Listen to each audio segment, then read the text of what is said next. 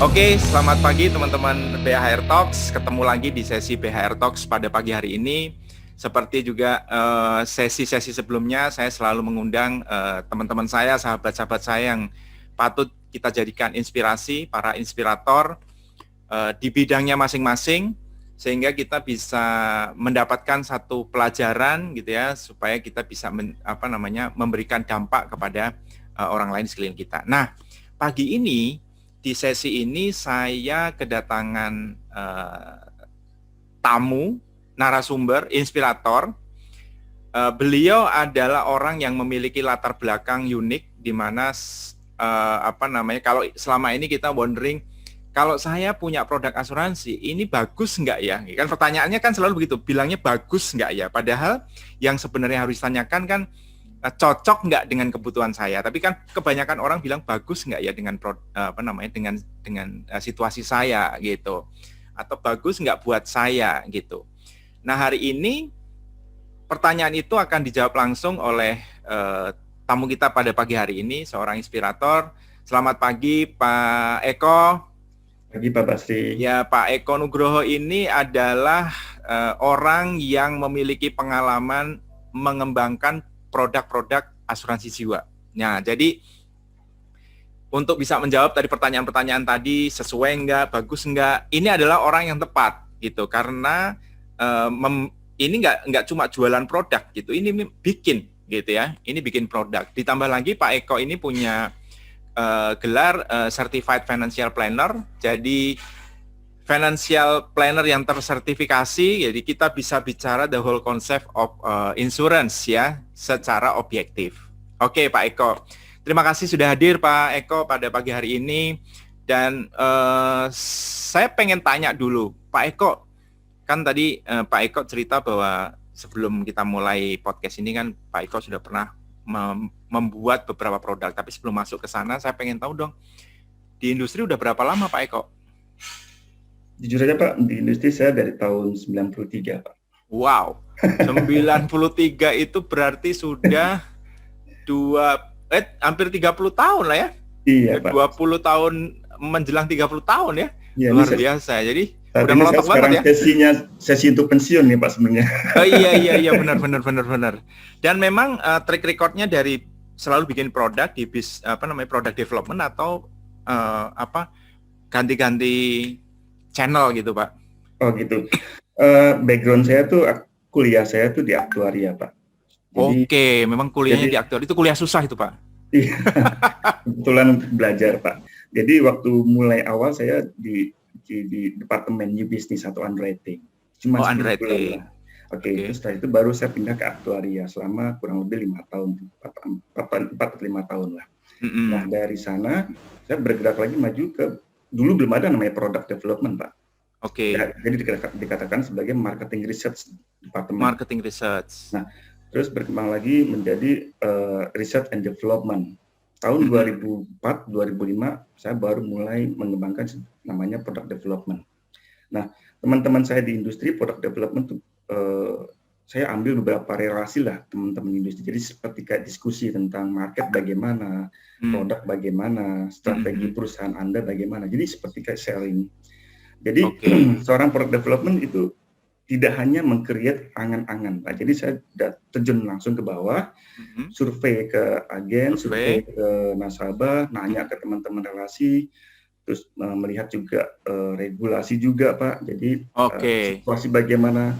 Terus kita juga harus bisa memprediksi 10 atau 20 tahun ke depan industri seperti apa. Industri seperti apa. Ya. Betul. Jadi seorang product development juga punya intuisi untuk menyesuaikan knowledge-nya atau skill-nya based on dari awal dari visi misi perusahaan. Oke. Pak Eko, sorry nih saya potong nih sebelum terlalu jauh. Tadi kan Pak Eko cerita kuliah aktuaria ya. Dan di Indonesia tidak banyak universitas yang menyediakan jurusan aktuaria, betul ya Pak ya? Betul Pak. Saya kira hanya UI, IPB, yang negeri saya kira itu ya yang cukup cukup terkenal ya. Nah saya mungkin di antara teman-teman yang mengikuti BHR Talks saat ini masih belum ngerti gitu loh, ada istilah Kuliah aktuaria, apa sih yang dipelajarin di kuliah aktuaria gitu? Itu mata apa namanya pelajaran kayak apa, makhluk apa gitu. Terus kemudian tadi Pak Eko sempat masuk perusahaan asuransi di bagian underwriting. Apa sih underwriting? Mungkin banyak juga yang nggak tahu loh Pak. Dan masuk di bagian aktuari gitu. Nah, jadi apa sih kuliah aktuari itu apa? Underwriting itu apa kerjaannya kalau di perusahaan asuransi? Kemudian aktuari di perusahaan asuransi itu kerjaannya apa sih Pak? Gitu. Iya Pak, waktu pertama kali masuk kuliah, jujur aja Pak, saya sebenarnya nggak tahu aktuaria itu apa. Gitu ya? Itu Pak, saya setuju. Jadi saya hanya terkait dengan perbankannya Pak. Oke. Ada bau-bau perbankan, saya ikut. Ternyata dibagi jurusan lagi, aktuaria dan perbankan. Nah, saya tanya dong ke bimbing saya, aktuaria itu apa? Itu matematika asuransi. Oke. Saya karena suka matematik, saya ikutlah masuk aktuaria Pak, karena saya nggak suka akuntansi, jadi masuk aktuaria Pak. Nah kecebur saya di sana Pak, dipaksa untuk jadi ya udah, karena berkaitan dengan saya orang math atau sains gitu, saya suka hitung-hitungan Pak. Oke, jadi aktuaria itu lebih ke matematika ya? Poinnya gitu Pak. Oke, dan berkaitan dengan asuransi. Makanya kalau ada pendapat asuransi itu berjudi, untung-untungan itu sebenarnya keliru ya, karena di situ ada hitung-hitungan yang cukup kuat. Kurang tepat Pak, kurang tepat. Karena kan aktuaria kan berhitung berdasarkan dari data statistik atau experience. Statistik. Ya. Dari mortality, morbidity atau risiko ekonomi atau inflasi, semua kan dihitung juga Pak. Saya bisa bayangin itu kuliahnya susah banget itu. Lumayan, karena matematika aja udah susah. Ini ditambah statistik lagi. Pak, itu mata kuliah C semua tuh saya tuh Pak dulu Pak. Oh gitu ya. Jadi belajar apa yang dipelajari di sana adalah berkaitan dengan matematika dan statistika. Betul gitu Pak. Ya. Lebih banyak berkaitan dengan itu. Oke Pak. Nah setelah itu saya masuk ke underwriting dan new business Pak. Oke. Saya tahu lah itu underwriting seleksi risiko. Jadi kayak meriksa SPAJ, ya kan, memperhitungkan risiko seorang, apakah orang diterima atau enggak, atas rekomendasi dari kita. Kalau misalnya berdasarkan yang berbau medis atau kesehatan, saya bisa tanya langsung ke dokter Pak. Ada tim dokter khusus buat underwriting. Memang ada dokter khusus ada, yang Pak. Ada di sana ya, di perusahaan asuransi. Nah dari underwriting nanti ke new business. New business itu biasanya langsung terjun ke penerbitan polisnya Pak. Jadi secara administrasinya. Artinya sebenarnya yang menentukan seseorang diterima atau tidak di satu kontrak pertanggungan asuransi itu bukan agennya ya. Bukan Pak. Tapi bagian underwriting yang ada di belakang layar ya. Betul. Itu. Jadi kalau memang tidak itu boleh underwriting lapangan Pak ya. Jadi underwriting initial underwriting. Iya inisial awal ya, tahap awal. Saringan awal. Ya, detailnya nanti di underwriting kantor pusat Pak yang menentukan. Karena kan di sana ada dokter juga ya. Itu kalau mereka bekerja berdasarkan apa ya Pak? Ada panduannya atau seperti apa? Ada. Gitu? Ada setiap underwriting itu punya modul underwriting standarisasi dari masing-masing perusahaan Pak. Tergantung juga jenis produknya, tergantung juga kontrak dengan reasnya. Pihak reas kadang-kadang kan ada yang bilang iya, ada yang bilang enggak. Karena kita juga punya modulnya Pak. Contoh misalnya usia Pak Basri underwriting di saya. Di perusahaan saya misalnya katakanlah bisa diterima based on dari modul underwriting saya. Tapi di tempat lain bisa tentu diterima Pak. Karena masing-masing itu kebijakan perusahaan beda-beda. Beda-beda. Jadi belum tentu kalau kita misalnya bisa diterima di satu perusahaan asuransi, kita mengajukan di tempat lain belum tentu bisa diterima juga ya karena masing-masing punya acuan yang berbeda. Betul Pak. Itu bagian underwriting. Jadi yang menjadi saringan seseorang bisa diterima atau tidak untuk ikut dalam satu kontrak pertanggungan. Betul. Terus kemudian kalau aktuari? Aktuari itu saya, ya ini banyak Pak ya. Aktuari itu ada, yang saya alami itu ada dua part. Pricing dan valuation. Pricing dan valuation. Jadi dan valuation. Oke. Kalau saya lebih suka di pricing Pak, karena pricing itu menghitung premi, menghitung nilai tunai, menghitung cadangan. Kalau valuation itu lebih cenderung ke reporting Pak. Jadi mereport semua perhitungan premi, cadangan. Yang saya kalau valuation itu agak jenuh ya, karena kan pekerjaannya monoton itu aja Pak. Karena lebih banyak kaitan sama reporting tadi ya. Betul. Kalau pricing itu lebih cenderung dinamis karena dia kan menyesuaikan dari kebutuhan Anda mau buat produk seperti apa. Pricing itu artinya apakah setiap orang yang masuk itu valuasi pricing-nya atau memang sudah ada satu patokan baku atau tabel atau semacam perhitungan khusus di mana oh ya, kamu masuk dengan resikomu segini, kamu bayar preminya sekian gitu. Atau gimana, Pak? Kalau perusahaan asuransi yang sudah mature, Pak, yang sudah GV ya, Established ya. established, dia punya standar untuk pricing-nya, Pak. Let's say misalnya perusahaan A, dia minta profit margin dari produk tradisional sekian persen. Untuk unit link sekian persen. Nah, di perusahaan lain juga gitu, Pak. Beda lagi, mungkin beda-beda. Makanya saya bilang, katakan premi itu kadang-kadang tidak sama antara perusahaan A dengan perusahaan B. Tergantung dari profit marginnya. Kedua adalah asumsi yang dipakai, Pak. Asumsi itu masing-masing beda-beda. Ada yang mortality mengacu ke Amerika, ada yang tabel mortality Indonesia, ada juga mortality tabel ke Filipina, macam-macam lah. Jadi setiap gitu ya. Setiap pricing itu beda-beda. Terus selain pricing kita juga hitung teori yang dipakainya, Pak. Karena semua kepala aktuaris itu beda-beda, Pak. Oh ya? Iya. Ada yang aliran lama, ada yang aliran baru, saya tahu lah itulah. Oh gitu. Kadang-kadang pusing juga, jadi kita harus fleksibel sih, Pak. Oke. Jadi tadi ya penentuan seseorang itu harus bayar premi berapa itu ternyata kompleks juga ya, nggak cuma soal ya udah kamu diterima di sana dengan 1 juta 1 bulan, kamu di sini juga bisa 1 juta 1 bulan, nggak bisa juga seperti itu ya. Betul. Walaupun mungkin fitur produknya kurang lebih sama ya. Betul. Karena ada banyak faktor yang menentukan murah atau enggaknya tuh target preminya, Pak. Actually kan nanya ke departemen marketing atau sales. Atau targetnya produk ini penjual berapa lama? Let's say katakanlah 10 miliar, beda dengan target dengan 100 miliar.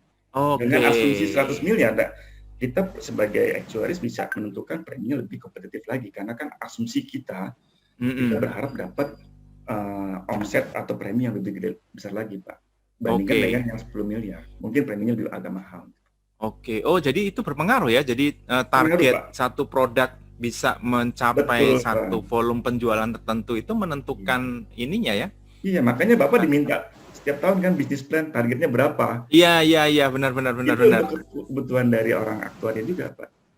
Dan itu adjustment-nya setiap tahun atau pada saat dibikin? Setiap tahun, Pak. Setiap tahun ya?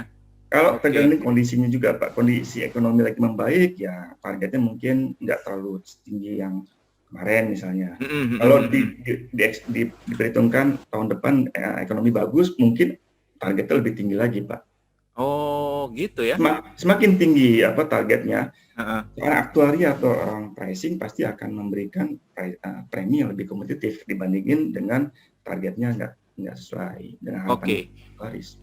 Boleh nggak Pak kalau dikatakan berarti begini, kalau kita berurusan dengan satu perusahaan asuransi yang memang sudah cukup established, itu besar kemungkinan premi yang kita bayarkan juga bisa lebih kompetitif daripada mungkin berurusan dengan gitu ya. Betul. Oke. Saya bekerja di AIA. Saya jujur aja, karena sering suka iseng bandingin. Compare produk ya. Ya compare. Cuma saya kebutuhan pribadi saya nggak mau share ke teman-teman karena takutnya nggak etis gitu kan, Pak ya. Betul. Jadi yang Bapak tanya tadi, ini produk bagus atau enggak? Ya saya bukan lihat pertama dari preminya murah atau enggak dulu, Pak. Saya bilang ke nasabah needs-nya, Pak, bukan benefit-nya, Pak. Ya, saya pakai waktu dari awal launching itu lihat AIA 100, ini gila, ini produk bagus banget. Dan kenapa? Saya lihat dari preminya. Bandingin antara premi dan benefitnya tuh bagus banget gitu loh. Iya. Jadi antara apa yang kita bayarkan dengan apa yang akan kita dapat itu ini ya. Ya minimal seimbang ya, kalau bisa lebih bagus ya. Iya, gitu. Pak. Kalau untuk usia muda mungkin lebih bagus, Pak. Tapi untuk usia kita mungkin ya so-so lah, Pak. Ya so-so. Memang pada dasarnya usia kita udah telat sih kalau mau mulai beri sekarang ya. Harusnya kita usia 20 tahun, Pak. Iya, kesadaran itu memang harusnya muncul pada saat usia kita 20-30 tahun ya. Betul, gitu. Iya, ya mungkin karena edukasi kita dulu kurang lah ya. Dulu nggak ada YouTube soalnya. Nah, Pak Eko. Ya. Tadi kan Pak Eko cerita dari sisi underwriting itu saringan. kemudian aktuari itu yang punya standar soal tadi misalnya kayak premi, level risiko dan lain-lain. Itu kan sebenarnya bagian-bagian itu tetap ada sepanjang industri ini ada. Artinya dari sejak Pak Eko masuk tahun 93 sampai dengan hari ini, bagian underwriting, bagian aktuari itu tetap ada. Tapi kan tadi Pak Eko kan melalui berbagai macam zaman nih, ya kan? Zaman tahun 93 pasti beda dong sama zaman sekarang gitu. Apa sih Pak tantangannya ketika kita bicara produk, bicara tadi dari sisi underwriting, bicara soal dari sisi aktuaria, tantangan tiap zaman itu apa saja? Dan apa yang sekarang kita hadapin nih di tahun 2020 pasca pandemi ke sana nanti gitu? Kalau waktu zaman dulu Pak, zaman saya masih ya, tahun 90 ke bawah lah, atau tahun 2000 ke bawah lah. Itu produk masih umum, masih dikuasai oleh produk tradisional, Pak. Tradisional, oke. Tradisional kayak Hola. Kenapa itu, Pak ya? Ya karena memang pada saat itu belum banyak perusahaan asuransi yang membuat produk unit link. Pertama kali yang membuat produk unit link itu tahun 98, Pak. Waktu saya masih di Manulife waktu itu ya. Oke, tahun 98 ya. Terus diikuti oleh Prudential. Terus sama diikuti beberapa. Waktu itu baru 5 perusahaan asuransi yang punya unit link. Sedikit lah, belum sebanyak sekarang. Sebelumnya itu main tradisional semua Pak, kayak asuransi pendidikan, asuransi seumur hidup, ya, asuransi YRT atau kecelakaan berjangka. Ya, jadi kalau pendidikan pada waktu itu endowment ya? Endowment Pak. Pada saat itu memang banyak orang butuh dengan endowment. Kenapa? Karena persepsi tentang pendidikan, kebutuhan pendidikan. Jadi pada saat itu penjualannya ya nggak sesulit sekarang ya. Kalau sekarang kan kita bicara dari sisi investasi, risiko ya kan, karena bermain dengan unit link. Dulu Pak gampang banget jual Pak, karena kita bilang aja untuk proteksi asuransi jiwa atau asuransi pendidikan. That's it. Nah, era tahun 2004, saya pertama kali juga mengembangkan produk asuransi kesehatan S-Charge pertama kali. Tahun 98. Enggak, tahun 2003 atau 2004. 2003. Nah, itu pertama kali di industri. Kenapa? Karena belum ada market yang menjual produk S-Charge. Sekarang ini udah mulai booming. Kayak AIA sendiri menjual PHS Plus kan? Iya, betul. Extra itu sebenarnya udah ketinggalan lama. Tahun 2003-2004 saya pertama kali saya buat individu. Umumnya itu dijual di grup insurance Pak ya. Nah, jadi, nih Pak.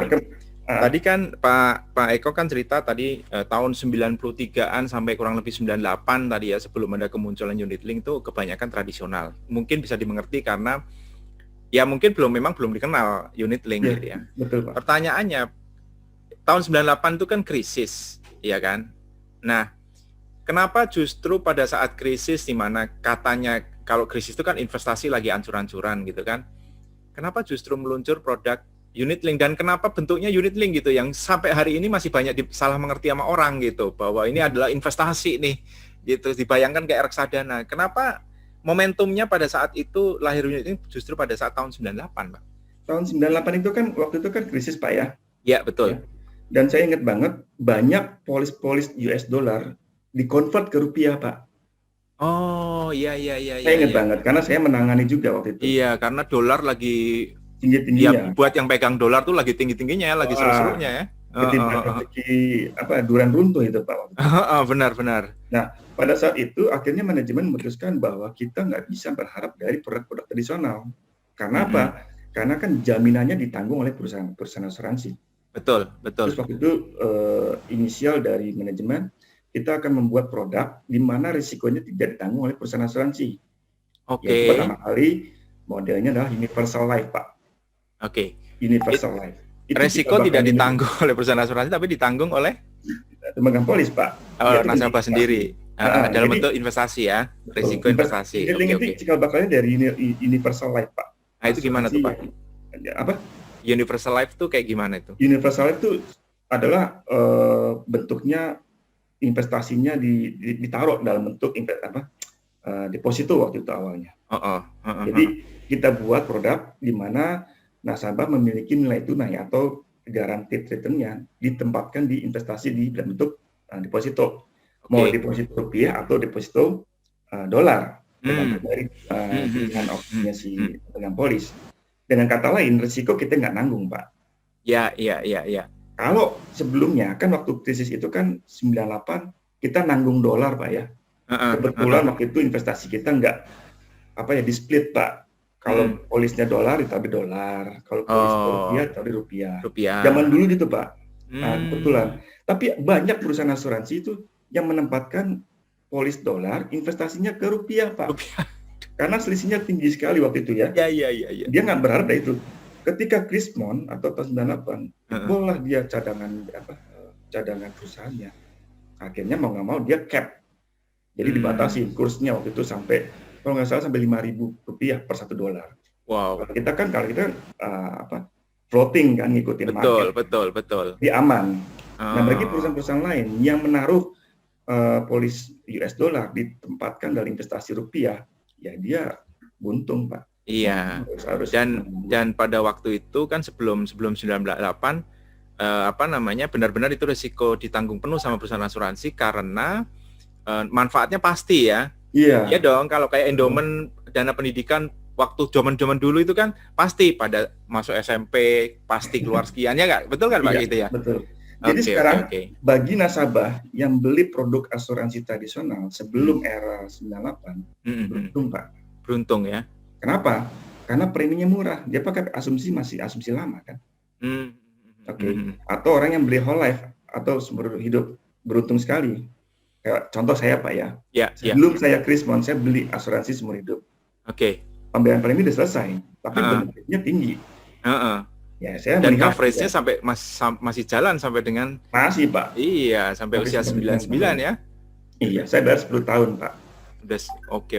Jadi saya prediksi waktu itu kemungkinan nanti whole life itu akan bermain lagi Pak, produk-produk whole life. Oke.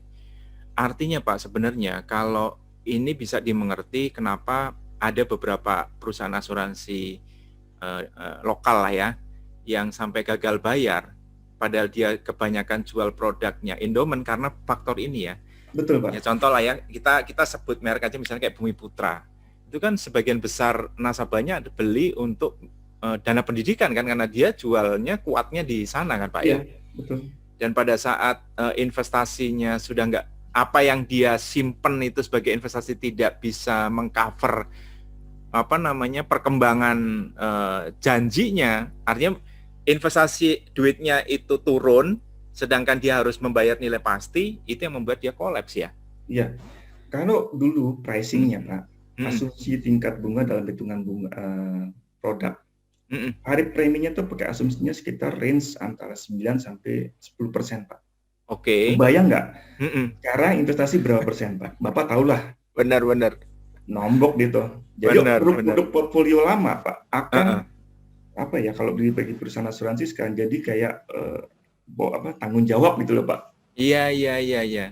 Makanya tambah lagi saya lihat mereka naruh di portofolio yang tidak liquid ya, kan banyak juga yang beliin properti yang tidak liquid kan. Satu itu Pak, jadi faktor itu. Kedua yang tadi saya bilang, investasi dolar ditaruh di rupiah, itu kan parah. Oke. Bikin parah lagi. Makanya banyak investasi di perusahaan asuransi itu banyak lubang-lubangnya Pak, banyak bobroknya di situ. Iya, betul.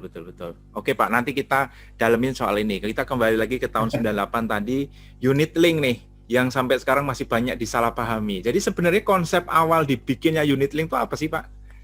Waktu saya buat dulu unit link itu pertama sebenarnya karena investasi atau reksadana di indeks saham waktu dulu namanya Jakarta Stock Exchange ya. Iya, betul. Kalau sekarang kan IHSG. Nah, waktu itu saya melihat returnnya tinggi sekali Pak. Di atas bunga asumsi tingkat bunga deposito kan. Iya. Ini sebenarnya peluang buat kita jualan investasi asuransi.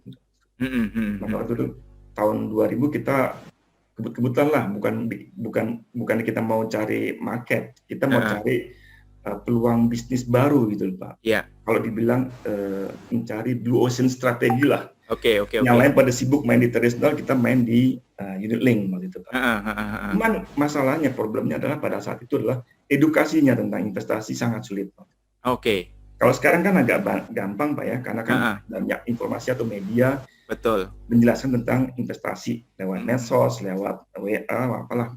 Nah dulu Pak, mana bisa Pak. Jadi nasabah harus ketemu langsung. belum lagi tanda tangan basah, benar nggak? Benar. Sebenarnya itu agen sekarang dimanja loh Pak. Iya. Nggak usah ketemu nasabah juga kita bisa closing unit link. Saya bilang nih geleng-geleng kepala, canggih banget ya. Bandingin dengan zaman dulu ya. Jauh banget Pak.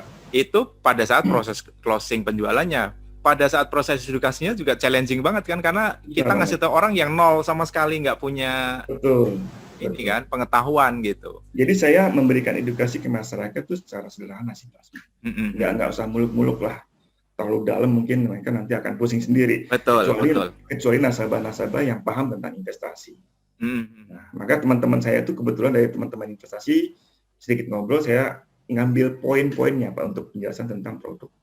Oke. Nah, Pak, tadi produk unit link. Apakah memang kan tadi Bapak cerita soal ini potensi besar ada karena investasi waktu itu lagi bagus-bagusnya gitu kan, habis krisis rebound kan pasti tinggi pasti kan hasilnya. Nah, pada awal penciptaannya produk unit link, apakah memang dia dimaksudkan untuk memang dalam tanda kutip jualan investasinya, atau memang dia sebagaimana unit link yang kita kenal sekarang bahwa investasi itu untuk nutup biaya-biaya yang timbul karena nasabah itu pengennya bayar flat gitu. Nah, di konsep awalnya dulu itu sebenarnya kayak gimana itu Pak? Sebenarnya konsep unit link itu saya bukan menjual investasi Pak. Gitu ya. Karena memang nggak pernah ada ya jual investasi saya kan berdiri di asuransi Pak. Iya betul. Malah kalau orang saya bilang saya jual investasi, saya bukan orang investasi, saya nggak mau makan ladang orang lain gitu. Yes. Kalau saya bicara, kenapa saya mau mengembangkan produk unit link? Karena saya mau mendiversifikasi produk, pengembangan produk. Dulu hanya bermain di tradisional. Saya akan mencoba untuk diversifikasi atau pengembangan. Dan itu peluang juga channelnya banyak. Tidak hanya di agensi, bisa lewat bank insurance, bisa lewat direct marketing, bisa lewat partner lain. Jadi itu kehebatannya unit link itu fleksibel sekali Pak. Bisa naik turun UP, ya kan? Iya. Bisa ganti masa asuransinya, fleksibel lah. Fleksibel, betul. Nggak sekaku seperti kayak tradisional. Itu poin saya sih itu Pak intinya. Oke. Jadi sebenarnya Pak, kalau kita bicara per hari ini, di mana masih banyak orang yang mensalahpahami unit link sebagai produk investasi, bahkan kurang tepat. Iya, bahkan banyak agen asuransi yang jualan unit link sebagai produk investasi, dan Bapak kan sebagai orang yang pertama kali meracik produk unit link itu dari awal. Sebenarnya beloknya di mana tuh Pak? Gitu. Jadi kalau kita harusnya jalan yang lurus tadi bicara bahwa ini produk proteksi loh, kebetulan memang ada investasi karena tadi ada faktor risiko yang harus ditanggung kan tadinya dari perusahaan asuransi kemudian ditanggung oleh pemegang polis. Kan harusnya kan kita bicara menerangkannya seperti itu. Tapi tiba-tiba kenapa belok dan kapan beloknya dan siapa yang membelokkan nih Pak? Karena gini Pak. Kadang-kadang sales itu kan melihat dari sisi ilustrasinya Pak ya. Oke, benar. Ilustrasi kan ada yang asumsi rendah, sedang, tinggi. Yang ditampilkan yang tinggi doang Pak. Bener nggak? Benar. Saya sih bicara apa adanya ya Pak ya? Apa adanya. Tapi kalau saya enggak, saya bicara berdasarkan dari asumsi terendah. Dan saya selalu katakan, ini investasi tidak dijamin. Ini tidak dijamin. Dan saya katakan, unit link itu ada beberapa biaya yang harus dibebankan pemegang polis. Betul. Jadi saya supaya di awal nasabah paham bahwa konsep yang saya tawarkan di unit link itu bukan investasinya. Saya jabarkan semua benefit asuransinya sekaya-kayanya. Jadi partnya dari investasi itu adalah sebenarnya bonus lah. Kalau misalnya untung, dapatnya nilai polisnya dan nilai tunainya tinggi. Tapi kalau lagi nggak bagus, ya nilai tunainya, nilai polisnya nggak sesuai dengan harapan. Paling yang terendah. Jadi saya menampilkan, menjelaskan ke nasabah itu dari tabel unit link, ilustrasi di produk unit link. Saya pasti nggak bicara ke asumsi rendah, Pak. Karena saya nggak mau menjanjikan tinggi-tinggi dulu deh. Itu nasabah. Katakanlah di tabel di tahun 20 polisnya sudah negatif. Saya bilang ke nasabah, Pak, Bu, ini tahun 20 polisnya sudah nggak cukup ya, karena Bapak harus nambahin top up untuk menutupi biaya asuransi atau biaya administrasi. Betul, betul. Tapi kalau asumsi tinggi, ini cukup Pak, sampai di atas 30 tahun. Oke. Tapi itu nggak jamin Pak ya, baik yang Jamin. rendah, menengah maupun tinggi. Jadi Ya, saya ya. selalu katakan seperti itu Pak. Iya. Artinya sebenarnya nasabah juga harus aware bahwa pertama, semakin banyak benefit, pasti biayanya juga makin banyak. Iya dong Pak ya. Betul. Artinya kan kita mau dapat lebih ya harus mau bayar lebih kan gitu. Betul Pak. Terus yang kedua, investasinya itu memang untuk membayar biaya-biaya tersebut. Ya. Kalau saya selalu bilang ke nasabah begini, ini tolong diluruskan kalau misalnya ini keliru. Kelebihan atau keuntungan Anda beli produk unit link adalah pertama, Anda dapat UP, itu pasti. Ya. Yang kedua, Anda bayarnya tetap preminya, premi dasarnya. Anda bayarnya tetap masuk sekarang bayar 100.000 per bulan misalnya, usianya panjang umur sampai 99 tahun, dia tetap bayarnya 100.000 per bulan walaupun biaya-biaya naik karena ada unsur investasi tadi. Ya. Gitu ya kira-kira Pak ya. Ya, Pak. Jadi kita bareng-bareng lurusin bahwa investasi di dalam produk unit link itu bukan dimaksudkan sebagaimana investasi di reksadana ya. Ya. Penggunaannya berbeda ya karena di sini penggunanya untuk mengcover biaya-biaya yang naik ya seiring pertambahan usia si nasabah. Ya. Gitu betul ya Pak ya. Saya pernah mengatakan seperti gini Pak. Nah, gimana Pak? Produk unit link itu kayak pulpen Pak ya. Ini pulpen Pak. Oke. Kalau balance kan seperti gini Pak. Katakanlah investasinya segini tinggi. Kan ininya returnnya biaya ini kan rendah Pak. Biayanya rendah. Benefitnya rendah. Kalau benefit tinggi, investasi begini Pak. Iya. Logiknya gitu aja. Betul. Jadi kalau semakin tinggi benefitnya, maka biayanya tinggi juga kan. Investasi juga tergerus. Benar. Saya katakan baiknya bagusnya begini, balance lah. Balance. Antara investasi dengan biaya-biayanya cukup. Jadi bagaimana cara menjual seperti ini? Saya katakan ke nasabah, tempatkan di pilihan investasi yang sesuai dengan profil Anda. Oke. Kedua, jangan lupa naruh top up untuk nanti kekurangan nanti ketika investasi lagi kurang bagus bisa ditutupin dengan itu. Kenapa? Biaya asuransi itu kadang-kadang saat ini ya ini kan tidak dijamin juga kan? Iya. Kecuali biaya administrasi yang sudah ditentukan di polis udah fix. Tapi biaya asuransi, katakanlah biaya asuransi kesehatan. Ingat loh Pak, itu kemungkinan 5 tahun lagi bisa naik loh. Betul. Kenapa? Betul. Berdasarkan valuasi, berdasarkan experience dari aktuari, dia akan memutuskan suatu saat biaya asuransi kesehatan akan bertambah. Oke. Dan itu benar nggak sih Pak, kalau misalnya orang yang nggak pernah klaim sama orang yang sering klaim itu biaya asuransinya beda nanti naiknya pada tahun yang sama dengan kondisi orang ketika masuk sama gitu? Benar nggak sih? Klaim rasio itu kan tergantung dari keputusan dari underwriting Pak ya, dari hasil experience-nya klaim departemen. Nanti kan klaim departemen melaporkan ke bagian underwriting dan aktuari. Kalau seseorang klaimnya experience-nya kurang bagus, bisa jadi perusahaan asuransi akan memutuskan kontraknya Pak. Oke. Ya. Jadi bisa malah sampai putus kontrak ya? Putus kontrak. Even Pak. Itu produk unit link yang jaminannya sampai 90 kalau kesehatan kan rata-rata 90 tahun, 85 tahun. Kan ada pasalnya Pak di dalam ketentuan polis dikatakan bahwa biaya asuransi itu berhak untuk memutuskan ya. Oke. Kalau nggak dijaga itu jebol Pak asuransi Pak. Iya. Oke, benar juga sih. Nah, cuma kalau tadi berkaitan dengan biaya asuransinya kira-kira apakah orang per orang atau memang kelompok umur aja? Jadi misalnya kayak tadi, misalnya saya sama Pak Eko usia sama misalnya, kondisi ketika kita masuk sama, premi sama, ya kan? Tapi biaya asuransinya, apakah mungkin saya akan naik lebih tinggi karena saya sering klaim daripada Pak Eko? Itu bisa terjadi kayak gitu nggak Pak? Kalau Pak Basri, polisnya bisa jadi polis ditutup Pak. Jadi di ulang tahun polis berikutnya perusahaan asuransi nggak akan mengcover lagi. Karena kalau saya nggak pernah klaim, mungkin diteruskan. Tapi kalau naik biaya asuransi mungkin nggak? Kalau naik semuanya Pak. Naik itu semua. Naik semuanya. Oke, jadi naik itu bukan pribadi per pribadi ya, tapi Pak. Kelompok ya. Per kelompok biasanya. Oke. Saya ngerti. Jadi yang bisa diberlakukan pribadi per pribadi itu tadi ya diteruskan atau tidak teruskan. Betul. Kalau itu produknya stand alone, apakah hal yang sama berlaku? Sama, Pak. Sama, Sama. sama. Oh, oke, oke, oke, oke. Saya Jadi punya buat produk standalone untuk asuransi kesehatan ya. ya kesehatan, kesehatan. Saya punya untuk family. Untungnya waktu itu baru 2 tahun anak saya pernah klaim. Oke. Tapi dari 5 orang ini kan kita sehat semua, nggak pernah klaim.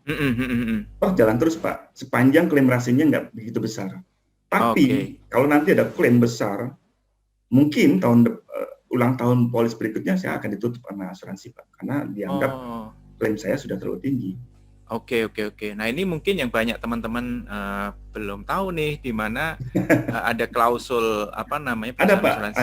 Ada ya, ada klausul seperti itu ya, gitu ya. Jadi jangan janji terlalu manis kepada nasabahnya. Kita harus kasih tahu realitanya ya, Pak ya. Betul, Pak. Jadi itu saya kalau mau nawarkan asuransi, saya kasih tahu pahitnya dulu deh, Pak. Iya. Biar dia nggak nyesek nanti. Betul. Saya kira itu yang memang perlu kita kan kotaknya hukum, Pak. Iya. Oke, Pak Eko. Nah, tadi kan challenge pra 98, kemudian tahun 98 di mana sudah mulai ada produk unit link ya kan, dengan ternyata dalam perkembangannya unit link ini disalahpahami banyak agent dan banyak nasabah gitu ya. Sedangkan Bapak sebagai orang yang pernah ikut meracik tidak pernah bicara bahwa unit link ini produk investasi ya, sama sekali dari sisi perusahaan asuransi tidak pernah bicara seperti itu ya. Iya. Nah, challenge apa Pak yang dihadapin kalau dalam kondisi sekarang ini? Jadi mungkin pasca 2020 lah yang kita bicara pandemi segala macam, ada challenge baru nggak kira-kira? Kalau saya melihat sekarang masih challenge-nya tetap ke health, Pak. Health ya. Karena sejak ada pandemi ini banyak teman-teman industri itu bertanya-tanya tentang asuransi kesehatan, Pak. Oke. Jangankan di industri, Pak ya, di teman-teman saya aja cerita tentang pandemi mereka ketakutan dengan itu, Pak. Makanya waktu saya tawarkan produk, saya jelaskan tentang COVID. Saya juga punya data tentang COVID kan, statistik saya punya. Jadi saya jabarkan, mereka akhirnya aware tentang pentingnya asuransi kesehatan. Feeling saya sih tahun 2021 ini orang masih butuh asuransi kesehatan. Iya. Kalau unit link mungkin ya 5 tahun lagi mungkin akan bergeser ke tradisional, Pak. Oke. 5 tahun dulu saya pernah ekspektasi bahwa nanti suatu saat unit link itu akan bertemu pada titik jenuhnya, Pak. Apa itu, Pak? Unit link. Unit link. Oke. Dulu kan 98 begini ya naiknya.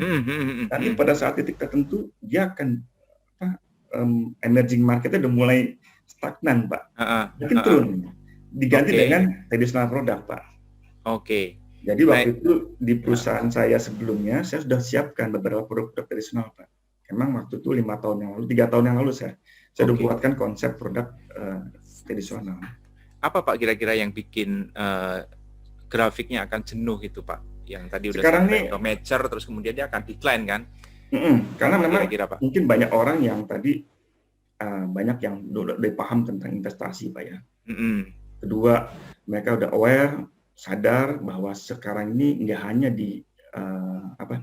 mengharapkan investasi di unit link aja. Dia bisa taruh di reksadana. Sekarang kan banyak, Pak, investasi dalam bentuk yang gampang ya, Pak. Iya, gampang, betul. Digital. Sekarang pakai gadget aja bisa. Betul. Iya kan? Jadi ngapain gue naruh investasi di unit link gitu kan? Karena biaya terlalu tinggi. Jadi kemungkinan orang akan butuh proteksi toh.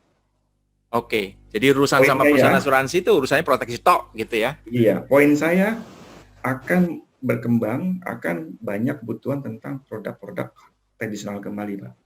Kayak sumber hidup, ya, asuransi kesehatan, asuransi pendidikan. Cuman saya kasih warning, asuransi pendidikan sekarang jangan dulu deh. Oh gitu ya? Kenapa itu, Pak? Nah ini bagus nih. Kenapa nih?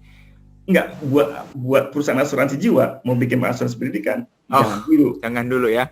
Bapak tahu sendiri investasinya berapa sekarang? Bapak kan benar. Duit, Benar. Saya mau dapat cuan dari mana kalau dibilang asuransi? Iya. Oke.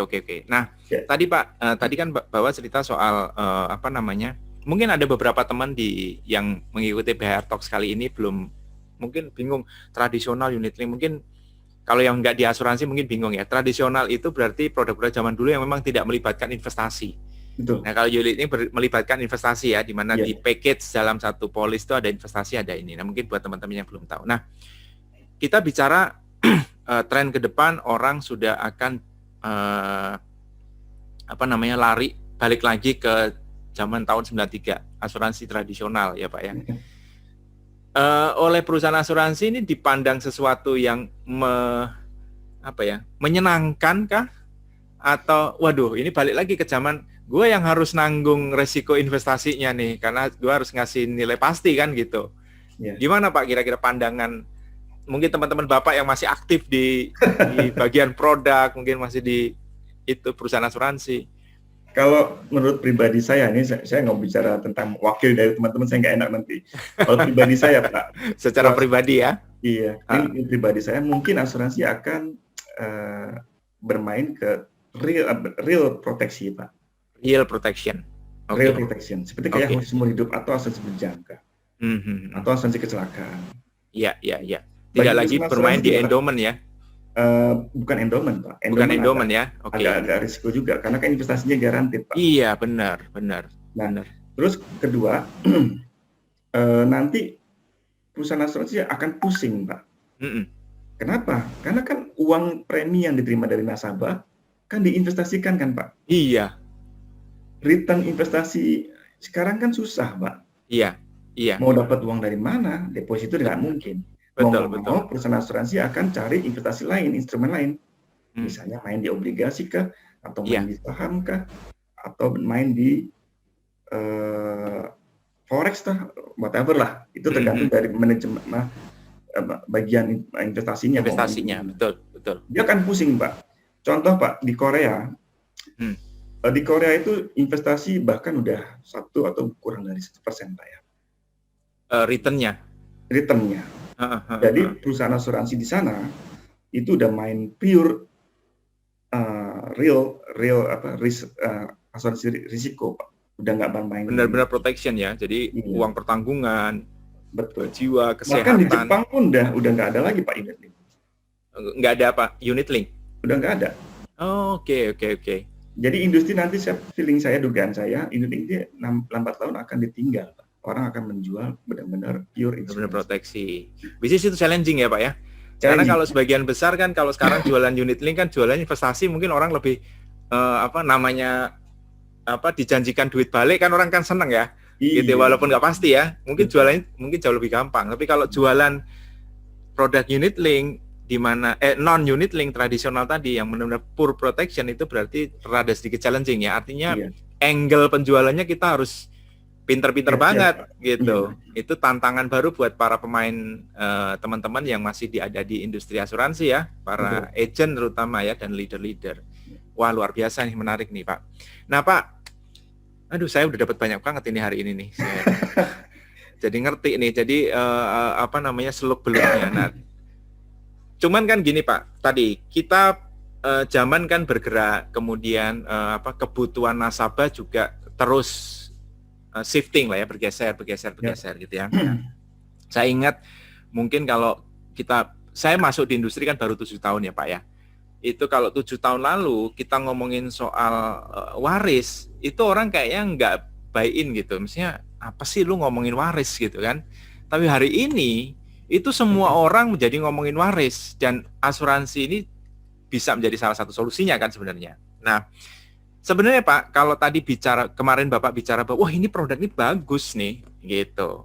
Antara harga yang kita bayar sama benefit itu worth it, ya seimbang gitu, atau bahkan lebih tinggi benefitnya. Itu identifikasinya gimana sih Pak? Ya, pertama saya lihat asuransi sumber hidup Pak ya. Sumber hidup. Yang ayah 100 sehat 100 ini kan sumber hidup. Iya. Ya kan. Saya bicara dari proteksinya sumber hidup. Lu bayar 5 tahun kek, mau 10 tahun kek, atau 20 tahun, pasti proteksi sumber hidup. Pasti saya duga nih 2-3 tahun lagi orang akan modelnya seperti ini, main di. Oke.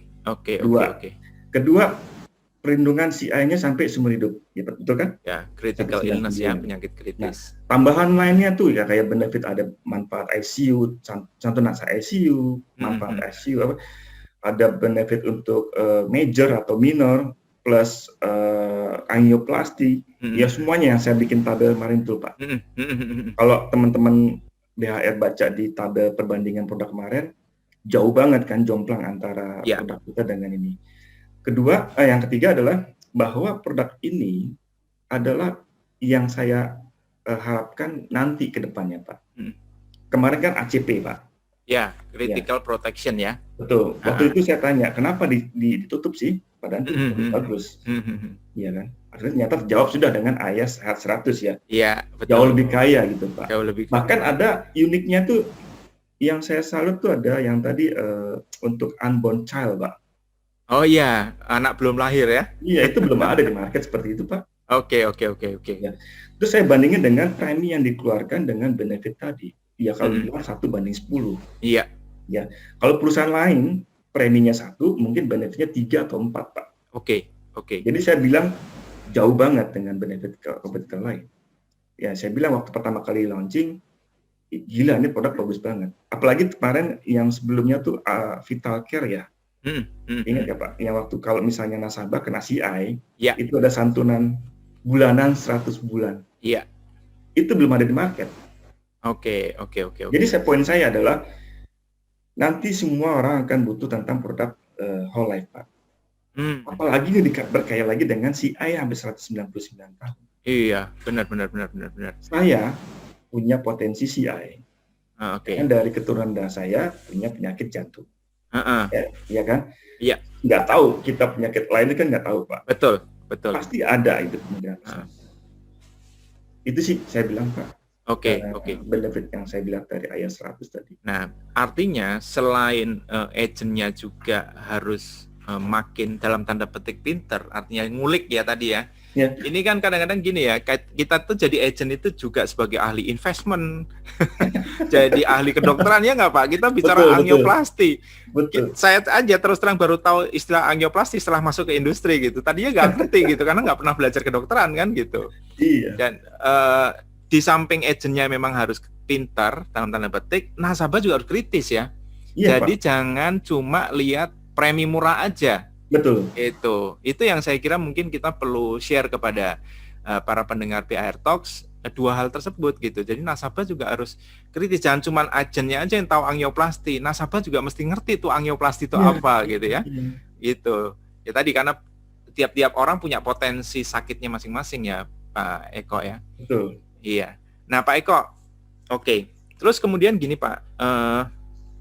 Tadi kan kita bicara tren market asuransi ke depan ya, bahwa mungkin menurut prediksi Pak Eko yang memang sudah lama di industri, sudah tahu bagaimana ngeracik produk, udah ngerti soal riset market dan lain-lain, bahwa mungkin dalam waktu 5 tahun ke depan produk unit link sudah akan mulai mature dan akan mulai decline, ya kan? Terus kemudian akan bermunculan produk-produk tradisional gitu. Kalau menurut Pak Eko nih, saran buat kita semua, apa yang mesti saya siapin yang mungkin saya mesti punya gitu, mungkin saya belum punya gitu, dan saya harus punya produk asuransi apa yang harus saya punya, apalagi ketika kita bicara pasca pandemi ini ya, insya Allah ini semoga cepat berlalu lah ya. Apa yang mesti saya miliki dan kenapa saya harus memiliki itu gitu, produk kalau asuransi. Yang pertama ya, kalau yang saya utamakan sih ke teman-teman saya Pak, ke teman-teman yang belum punya asuransi, saya tanamkan untuk beli asuransi whole life atau asuransi berjangka. Itu basic Pak. Whole life, seumur hidup. Atau berjangka. Nah, jadi untuk perlindungan jiwa seseorang. Ya, jadi fokusnya perlindungan jiwa. Jiwa dulu. Ya. Kedua, asuransi kesehatan Pak. Jadi tahapan saya tuh ke teman-teman saya, setelah punya asuransi jiwa, kamu beli asuransi kesehatan. Kenapa? Kesehatan tuh kan kadang-kadang kita nggak tahu kejadian kapan orang sakit ya. Iya. Nah, yang ketiga penyakit kritis Pak. Tahapan yang ketiga ya Pak ya. Tahapan ketiga. Nah yang tahapan keempat baru Anda mau main investasi ke atau mau main asuransi non unit link terserah whatever. Atau katakanlah yang single premi juga boleh. Iya. Jadi tahapan-tahapan saya menjual produk asuransi itu, pertama yang saya utamakan ke teman-teman yang belum punya asuransi, saya sarankan untuk beli asuransi jiwa, Pak. Kenapa? Warisan. Terutama untuk pencari nafkah. Buat contoh kayak saya, pencari nafkah. Saya punya asuransi 5 polis. Alhamdulillah, Dalam arti saya hitung Pak tiap tahun Tiap tahun kebutuhan review saya ya. berapa, saya evaluasi. Kadang-kadang kan teman-teman saya yang punya asuransi, kalau ditanya, lu udah punya asuransi? Udah. Tapi merasa punya udah aja, tapi saya lihat polisnya, wah ini mah udah ketinggalan, uang pertanggungan cuma 100 juta, saya bilang. 100 juta buat apa? Lu beli Xenia aja nggak dapet, saya bilang gitu kan. Nggak dapat Pak Logikanya kan sekarang. begitu kan Pak. Iya, Brio aja sekarang yang baru 200 juta. Iya. Dia bilang, udah lah lo upgrade deh asuransinya. Kedua, asuransi kesehatan. Gue punya juga asuransi kesehatan. Apa? Saya lihat cash plan. Berapa benefitnya? Per hari 300.000. Ya elah 300.000 ini mah BPJS. Iya benar. Saya sarankan gitu. Jadi teman-teman itu saya sering bukan ngajari ya, mengingatkan teman-teman saya Pak sebenarnya. Kalau punya asuransi tolong dicek lagi. Sesuai nggak dengan keadaan sekarang. Terus jangan lupa perhatikan juga cash flow Anda. Jangan Anda mentang-mentang pengen beli asuransi, cash flow Anda jebol buat bayar asuransi. Kan nggak sehat juga kan Pak. Benar. Sebagai financial planner saya bilang hitung juga berapa sih persentase Anda untuk mengeluarkan biaya asuransi. Oke. Dan asuransi itu masuk kategori biaya ya, bukan investasi ya Pak ya? Biaya Pak. Biaya ya, jadi kita harus tahu bahwa itu bagian dari biaya. Seperti juga kita biaya bensin, biaya operasional di rumah dan lain-lain ya. Gitu. Bagian dari biaya itu. Oke, jadi intinya adalah basicnya adalah ketika kita belum punya asuransi atau kita sudah punya, yang harus kita penuhi adalah pertama life insurance dulu, berkaitan dengan uang pertanggungan nilai ekonomi ya Pak ya. Betul. Karena kan jiwa tidak bisa diproteksi, yang bisa diproteksi kan nilai ekonominya ya. Kalau udah waktunya pulang mah pulang aja ya Pak ya. Terus yang kedua asuransi kesehatan, karena tadi Pak Eko sampaikan ya kalau 300.000 BPJS gitu, santunan tunai. Sedangkan sekarang biaya rawat inap itu COVID aja 200-300 juta ya. Iya, itu gunanya buat itu. Terus yang terakhir adalah penyakit kritis, karena penyakit mulai aneh-aneh ya Pak ya. Betul tadi angioplasti tadi. Oke. Kalau belajar penyakit kritis Pak. Gimana Pak? Kalau buka di ketentuan penyakit kritisnya, kita pusing Pak awalnya Pak. Benar. Awalnya. Tapi saya lambat laun jadi terpaksa saya baca. Iya. Jadi saya mengenal namanya Alzheimer itu apa, Parkinson itu apa. Saya bingung. Ini saya belajar matematik kalau belajar dokteran ya. Benar. Kalau angioplasti udah biasa lah standar lah. Ada penyakit Kawasaki lah, ala lupus lah. Jadi kita kayak medis Pak jadinya. Benar. Tapi nggak apa-apa, itu jadi wawasan kita bertambah kan. Benar. Jadi buat memberitahu juga ke nasabah, ya sedikit ngasih tahu ini penyakitnya ini. Minimal kita tahu lah referensi dari ketentuan polis yang ada di Next, bisa baca setiap malam. Itu penting Saya Pak. kira memang ya itu bagaimana cara kita untuk membuat hidup kita punya dampak ya Pak ya. Betul. Jadi walaupun kita bukan orang kedokteran, tapi kita ya ngerti lah at least ya istilah-istilahnya, definisi-definisinya. Jadi supaya ketika kita cerita, orang itu juga tercerahkan. Karena barangkali orang itu nggak mau punya, contoh tadi asuransi penyakit kritis, karena nggak ngerti potensi masalahnya kan Pak ya.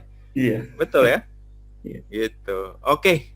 Waduh, luar biasa nih Pak Eko, kita sudah 45 menit lebih gitu ya ngobrolan kita. Saya sih sebenarnya masih punya beberapa pertanyaan, cuman kalau di YouTube kita terlalu panjang, biasanya orang boring ya. Nanti kita akan potong dalam segmen yang lain. Baik. Sekali lagi saya sampaikan terima kasih Pak Eko. Hari ini saya banyak dapat pencerahan, banyak banget gitu ya. Mungkin saya kira teman-teman yang nonton BHR Talks atau dengar BHR Talks juga dapat pencerahan yang sama mengenai unit link, terutama tadi yang banyak disalahpahami gitu ya. Dan semoga kita semua mengerti posisinya gitu ya, posisi ketika kita berasuransi itu niatnya apa, berinvestasi niatnya apa.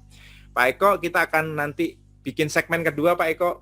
Baik. Masih ada beberapa pertanyaan yang saya pengen tanyakan ke Pak Eko gitu ya, tapi karena waktu kita terpaksa harus sudahi. Dan teman-teman BHR Talks, sampai ketemu di segmen berikutnya dengan inspirator-inspirator yang lain. Salam sukses untuk kita semua.